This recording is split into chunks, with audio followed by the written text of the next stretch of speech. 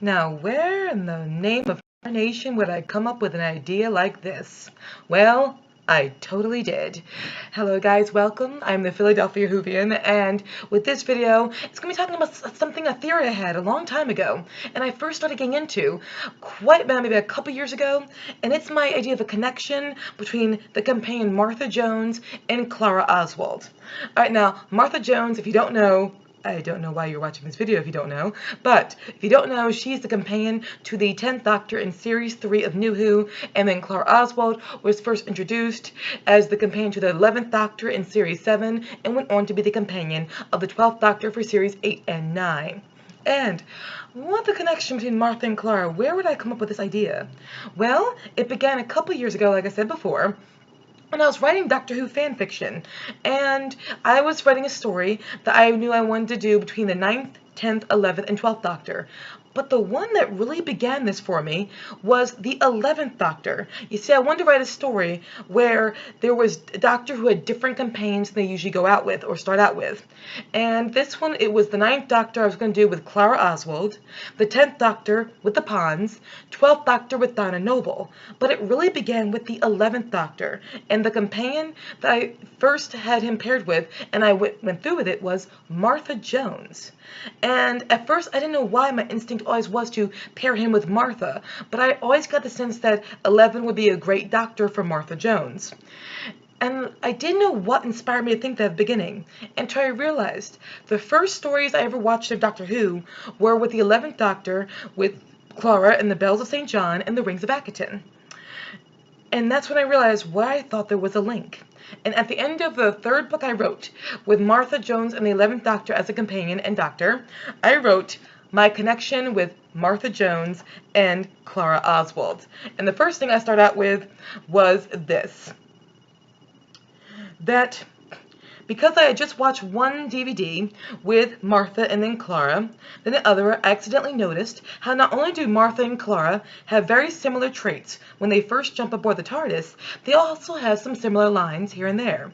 They are both very beautiful, very smart, had aims and ambitions before the Doctor came along, were able to deduce things really quickly, had many people depending on them, were the stable ones in their family or in their group of people they usually were around, and also were loyal to the people in their lives. And they were both also very, very, very hated by a great portion of the fan base. And they also at some point had found the Doctor probably very attractive. These are the things I found very similar between Martha Jones and Clara Oswald. But they not only do they have that, but they also fall into the Doctor's life at the very same time. Over time, I began to notice a link. First, we have Rose Tyler with, Amy Pond and eventually Rory, yes. But we have those as being the first faces that that Doctor got acquainted with. Then we get the next companion. We get Martha Jones and we get Clara Oswald. And then eventually we get Bill and we get Donna Noble. Of course, we got Nardole in there too. But I noticed there were some certain similarities where these companions fell in New Who. With Rose Tyler and Amy Pond, that's where the heart of the Doctor first began and the first true link he had to a companion when it came to that incarnation. Then we get Martha and Clara, who you could easily consider to be the rebound companions. They're the companion that came after the companion that everybody felt a really great deal of comfort with and that the Doctor first became acquainted with and felt a strong bond for. They were the one who came after that companion. And they both experienced a lot of hate immediately, a lot of backlash immediately when they came to the story. But here's the thing, or the show. I say story, I mean show sometimes. Sorry, guys. But here's the thing. Not only do both women share very similar traits, but I feel like Martha and Clara are actually way more important than people give them credit for when it came to the 10th and 11th Doctor. Because while Rose and Amy show the heart of the Doctor very easily, I feel like it is Martha and Clara who show the arc of the Doctor in New Who. Because look at what happens. Okay, first we get Martha Jones, who she enters the Doctor's life, well, he more so enters her life. And we have a Doctor who is pretty much lost his previous companion, and he is just, literally kind of shocked over it and also emotionally kind of perturbed and very distraught over it. And we get the same thing with Clara Oswald when she meets the 11th Doctor. He lost Amy and Rory. He is shocked. He is perturbed. He is disturbed by this.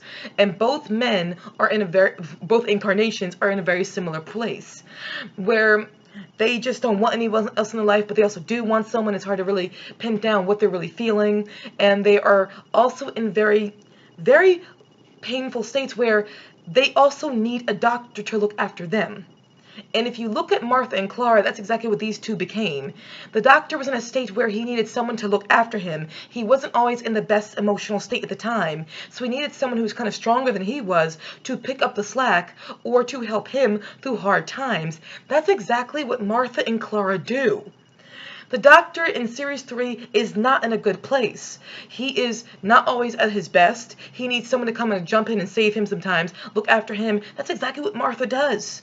She spends all of Series 3 solving problems, looking after him, and then Clara in Series 7, with the 11th Doctor, he's still a very good place where he's saving people, but Clara has to come and help him do it sometimes as well. There's that. But also, look at the Doctor in Series 3. What does he immediately do after he shows up at Martha's party, brother's birthday party, and was to take her away? He immediately brings up Rose Tyler and how she's not replacing Rose Tyler at all. In one trip, she goes back. He immediately places her in the rebound position, and he makes her feel second best immediately. A very terrible and heavy weight on a person to be in that situation where you're to be the person who, the person who you're talking to is making you feel second best immediately. That's a terrible weight. Then we get Clara Oswald with the 11th Doctor. She came after Amy and Rory. Does the Doctor ever make her feel second best? He never does. He didn't even bring up Amy, even though it was hard for him to go to experience the memory of Amy. He didn't even bring her up with Clara. And also at the end of the Rings of Akaton, he said, where Clara says to him, I'm not competing with Ghost. It's more than just the idea of her not competing with other echoes of herself. That to me is a sign of the writer saying, don't worry, the Doctor has learned since his time with Martha Jones. He is not going to make this companion feel like she is the rebound. And the Doctor even says to her when she says, I'm not going to compete with Ghost, he shakes his head and says, no, implying, no, you are not going to. Now, is that the Doctor just saying it, or is it that the Doctor has learned since his experience with Martha? Here's another rebound companion, but he's not going to put in the place of being the rebound. Or is it because he's learned since his time with Martha and he's now knowing he should not do that again?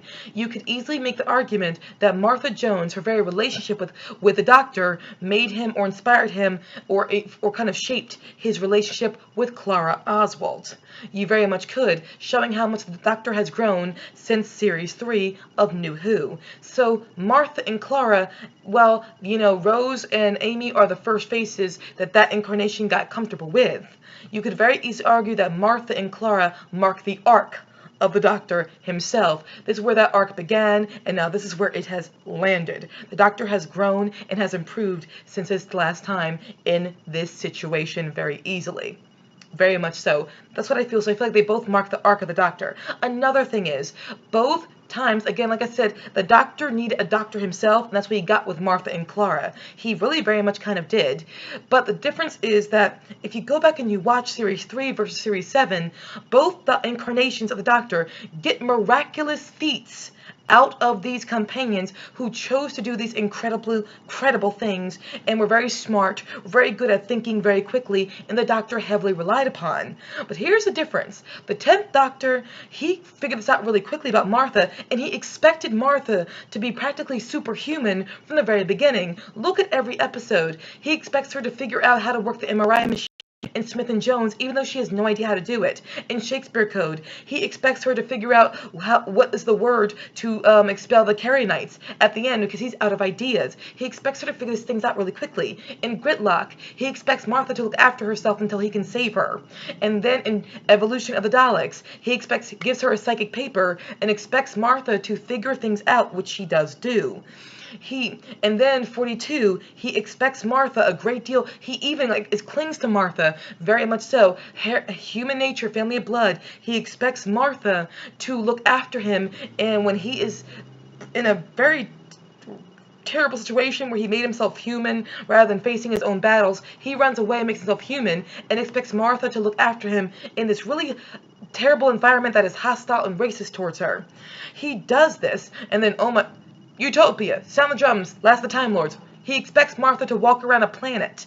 He literally expects her to be superhuman. He expects her to be the doctor to him. Same, then we get Clara, where she does these incredible, magnificent feats, but the doctor never asks her to. He never demands it of her. He even sometimes tells her not to do certain things, but she does it anyway. What you have is two companions who almost are practically superhuman, or like the superhero of the Doctor, but the 10th Doctor expected Martha to be superhuman almost from the very beginning. The 11th Doctor, he had a superhuman on his hands, but he didn't ask her to be that way. He just allowed her to be that way. And he, even like at the end where he is dying because the great intelligence went into his timeline, he tells Clara, no, don't. She's the one who chooses to jump into his timeline. The 10th Doctor tells Martha to walk around the planet. She does it. They have two companions who have superhuman qualities almost, but the 10th Doctor expects it of Martha from the very beginning, and then the 11th Doctor knows she is superhuman with Clara, practically, but he doesn't ask her to do it. So you have one who kind of puts a heavy weight on his companion from the very beginning, while at the same time making her feel second best. The other one who never makes her feel second best, but at the same time he is a superhuman, he does not ask to be superhuman. Again, going back to the arc of the Doctor, these two women show the different state the Doctor is in and how different these incarnations of the Doctor truly, really is. And then there's also the fact that the Doctor does very similar things with each of them. And that is that, well, I hate to be that person, but when Martha and Clara met the Doctor, they both were very much declaring how those days were over. They did not want a companion, but these two women fall into their life and they choose them anyway. Despite that they keep saying we don't want a companion, they do. They eventually let these people into their lives.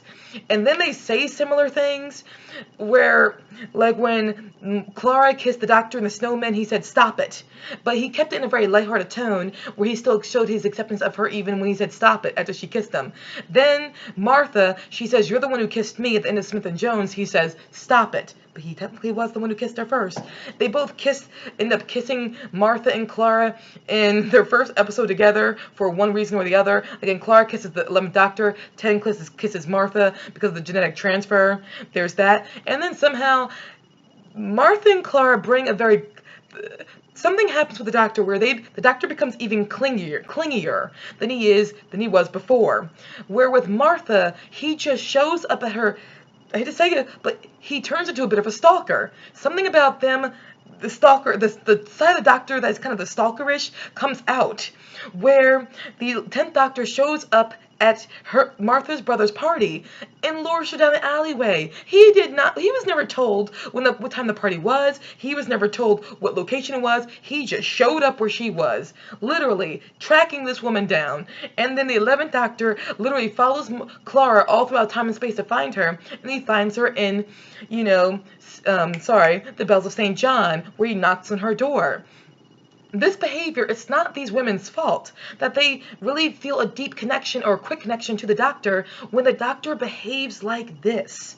He shows up in a very, I'd say, a stalkerish fashion where he is possessive. And 11 had an excuse for it because Clara followed him first in the Snowmen. So for when he saw her in the Bells of St. John, even though it was a different echo, he didn't know that it was a different incarnation of her. He didn't know that. So naturally, he was just doing what she did first. But something happens where the Doctor became really intense in his pursuit of these companions, even though he said he was not being such. It really was. And then, this is very hard, very strange connection to talk about, but something about the 10th and 11th Doctor with Martha and Clara got very, the term shouldn't be hands-on, but they leaned on them a lot. Go back and watch Series 3 and go back and watch Series 7. The Doctor would lean on Martha in Series 3, like physically lean on her in times where it's like he needed her for some type of emotional verification.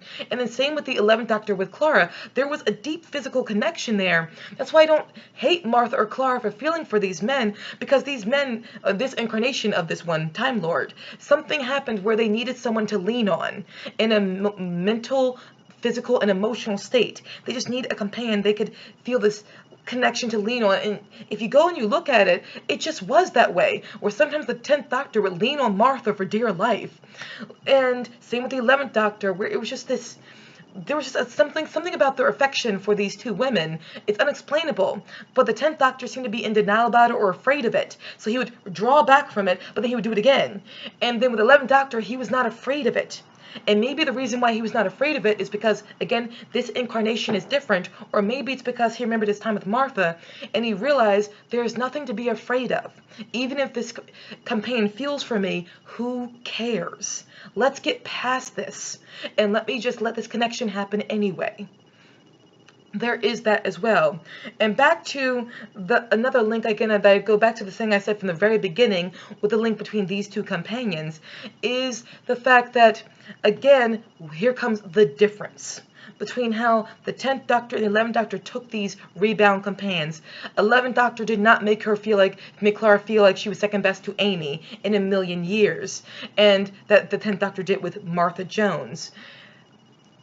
It's hard to feel like it's anything else but the Doctor again growing and improving himself. But if that is the case, that Martha could have had a dealing with it. For all we know, she probably could. Because again, like I said, with the Rings of Akaton, with Clara saying, I'm not competing with ghosts, and the Doctor saying, no, you are not.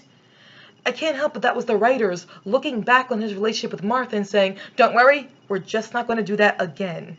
Which means the relationship with Martha to the 10th Doctor directly influences how 11 behaves with Clara Oswald. And look what happened. Martha leaves at the very end of Series 3, but then we get Clara, who stays on and becomes the companion to the 12th Doctor and has a really intense bond with him as well. Now, here's the thing. The major difference between the Martha and Clara that people say from Series 3 versus Series 7 is that Martha has a character arc, and Clara in Series 7 is nothing. She's the same thing, but she never has any growth, or she's a flat character. But here's the thing. I beg to disagree with you about why that would be. Why would Clara... Well, first of all, I didn't really care that she didn't have much of an arc because she just got to the show. I said this in my video about Clara Oswald. I'm like, she just got to the show. Give her time. But also... maybe the reason why Martha has a character arc and Clara does not in 7 is because it's not an internal thing but an external thing. It's not because of them, it's because of the Doctor and where he is at in his relationship with them that leads to Martha having an arc and Clara not. Because from the very beginning, the 10th Doctor puts this weight on Martha that she's not going to live up to the woman who came before her. In many ways, he gives up the hype. Yes, he sometimes compliments her. Yes, he shows his love for her sometimes, but he draws it back and goes back to remembering his adoration of Rose Tyler. This is a weight that gets put on Martha from the very beginning that will force her to have a character growth where she realizes she deserves better than this. So of course she's going to have a character arc, of course she's going to grow. But the 11th Doctor never makes Clara feel second best. He accepts her from the very beginning. When someone accepts you for who you are from the very beginning, there's no need for your character to change. So for me, when people complain about Clara's lack of growth in Series 7, but to me, no, that is directly showing the growth of the Doctor himself. Because he has grown and he's not making her feel second best to what he did with Martha before, there's no need for Clara to change because she was fine from the very beginning, because the Doctor made it clear, you are fine from the very beginning. Is Clara's lack of growth in Series 7 a bad thing, or is it showing again how far the Doctor has come? It shows the arc of the Doctor from Series 3 to Series 7. Here's where his arc began, here's where it ended, with these two companions when it comes to the companion who came after the companion who you first saw and connected to.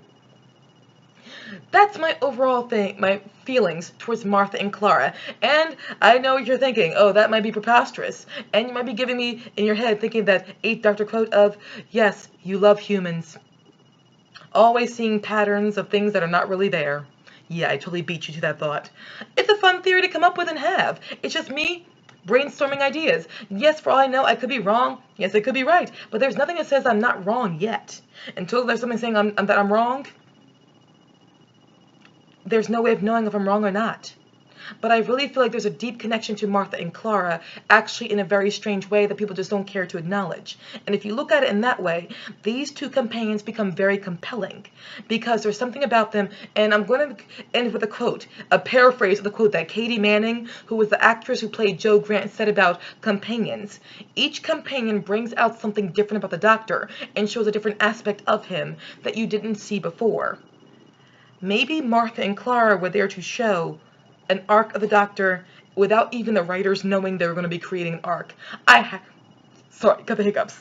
I highly doubt that Moffat knew he was doing this, or if he did, wow, way to go, Moffat, that's actually very clever, and the writers of Series 7 at the time knew they were possibly doing this, but they did.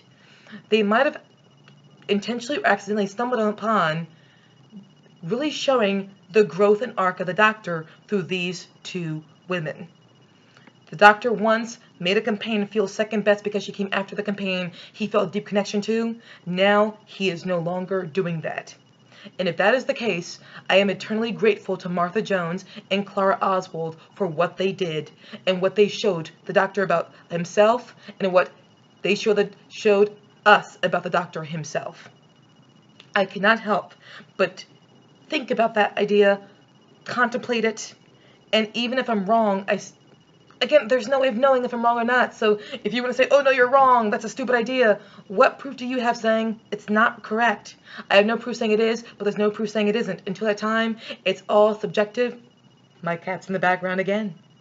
So guys, thank you so much for watching this video, and have you ever thought about maybe Martha and Clara, any connection to them? And again, like I said, I've always thought a connection between the station of Rose Tyler and Amy Pond and the differences they have there, then Martha and Clara, then Donna and Bill. There is similarities when you do stop and think about it, and there are differences as well. And it's fun to think about all of them. It really is. So again, thank you guys so much. I hope to see you again very soon. If you don't, it's because my camera was on the fritz again and I broke on me again. So thank you guys so much for watching. I am the Philadelphia Whovian, and I hope to see you again very soon. Have a fun time, guys.